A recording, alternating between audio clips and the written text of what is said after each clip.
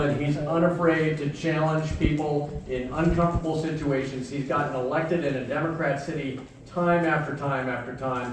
I give you Jack Guerrero.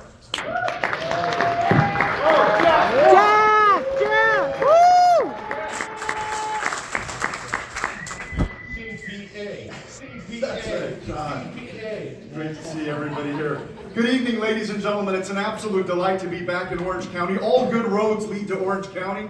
I was endorsed by the Orange County Register, and I'm just delighted to be in good company this evening. I wanted to introduce myself as a candidate for California Treasurer and share with you the reason why it's so important today in 2022 to elect an independent watchdog to serve as a check and balance on a California legislature run amok. And I also want to share with you a dose of optimism about why we can bridge this gap going into the November election. My story begins in the late 70s when my parents immigrated to California from Mexico. They settled first in the Central Valley as farm workers, picking lettuce, tomatoes, and grapes. Hard, laborious work. They then upgraded their professional status to become factory workers in Vernon, in Southern California. Let me tell you, that is an upgrade, because farm work is very, very difficult work. But let me also share with you that my dad's experience of working in the fields imparted on him the strictest work ethic I have ever observed in a man. And I think that those values have imparted on my own formation as a child and are a big part of who I am today as a man. So I'm very appreciative of my father's example. I grew up in the city of Cudahy, a neighboring town to Vernon. It was a tough upbringing. My city was plagued with gangs, violence, decrepit public schools, and a lot of poverty. In many ways, it was a very difficult upbringing, but in other ways, it was a very rich upbringing because my parents inculcated a strong Christian upbringing. My parents are traditional Catholics, and they set a very good example for me as I was growing up. I went to all of the local schools. When I was 8 years old, I became a Republican, and that's a true story. 1984, Miss Bolden, my fourth grade teacher, held a mock debate in the classroom in recognition of the race between Ronald Reagan and Walter Mondale. And my teacher selected a young lady to represent Walter Mondale, and I was selected to represent Ronald Reagan, very providentially. And the young lady stood up and pronounced, "I support Mondale because my family is poor." And I stood up and retorted, "I support Ronald Reagan because I don't want my family to be poor." And that's a true story. So I went to all of the local schools. My high school, regrettably, was ranked in the bottom 10% of public schools in California. When I was 14 years old, I had no choice but to enroll at the local community college by night. When I was 15 years old, I had to enroll at the state university by night. And today, I blame my parents for letting a skinny 15-year-old get on the bus, number 260, all the way down Atlantic late at night before cell phones in the dark. Shame on my parents. But in all honesty, I'm very appreciative for the example of my parents and the value that they ascribe to education. Through hard work, a raw ambition for self-improvement, and yes, the grace of God, I was able to overcome a decrepit public education in Los Angeles Unified School District. It's one of the reasons, by the way, why I champion education reform and why I think it is the next civil rights issue of our day. Mark my words.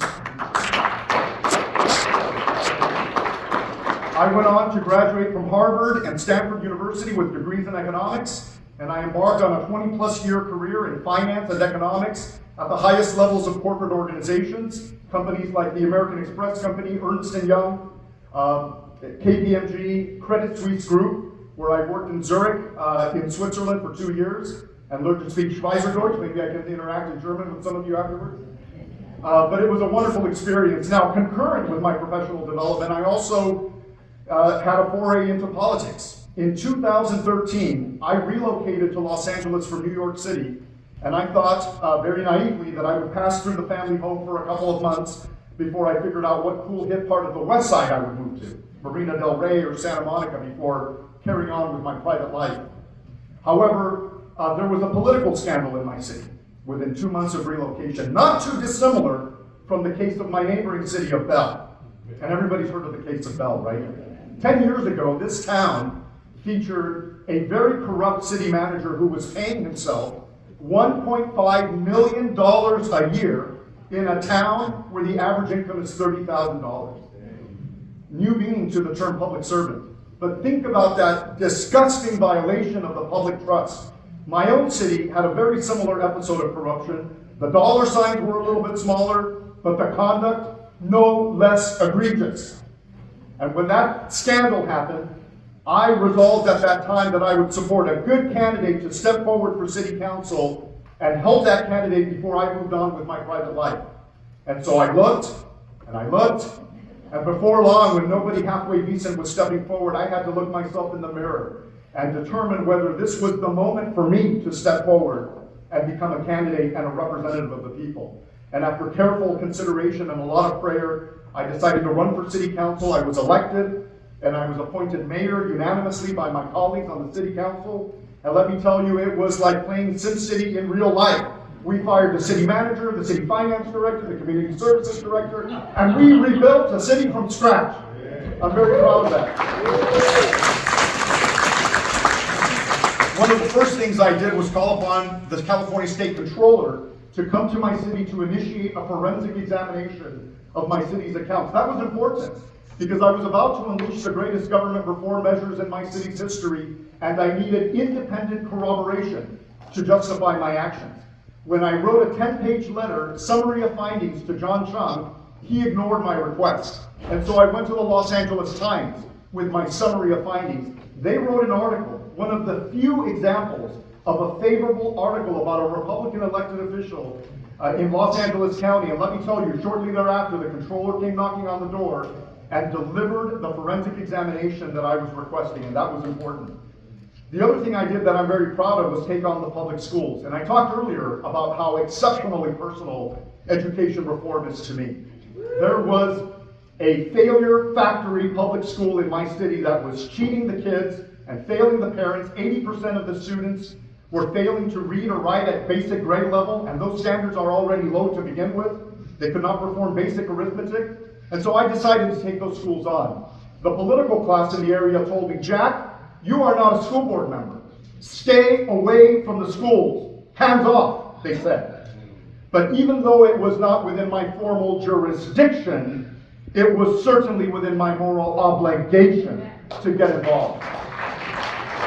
And I did the unthinkable, ladies and gentlemen. I held public hearings on the quality of education in my local city council chamber within the auspices of a city council proceeding, replete with minutes and video. And I had people testify at the microphone, students, parents, teachers, and within a few days I was summoned to Los Angeles Unified School District headquarters in downtown LA. We met at the table, and a few days after that, the principal of that troubled elementary school was removed, and the rest of that administration followed course in short order. And I'm very proud of that. Since then, I've championed conservative values up and down the ticket, from lower taxes, lower fees for my working class community, to reeling in a code enforcement department that was out of control, to respect for private property rights, and to championing education reform at every opportunity. So let's fast forward to today. I'm running for California Treasurer because I want to bring that same discipline to state government and serve as a check and balance at a California legislature run amok. And let me tell you, I think 2022 presents a very interesting opportunity for us as Republicans. Let me share a few statistics with you. Wall Street Journal reported just a couple of months ago that Hispanic Americans in this country are positioned to vote Republican 37% versus 37% for Democrats. For the first time ever, Wall Street Journal reports a balanced demographic among Hispanic Americans.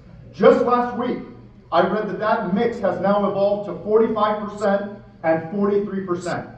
Let me tell you something, ladies and gentlemen. My town is 98% Hispanic, mostly Spanish-speaking, and 90% Democrat.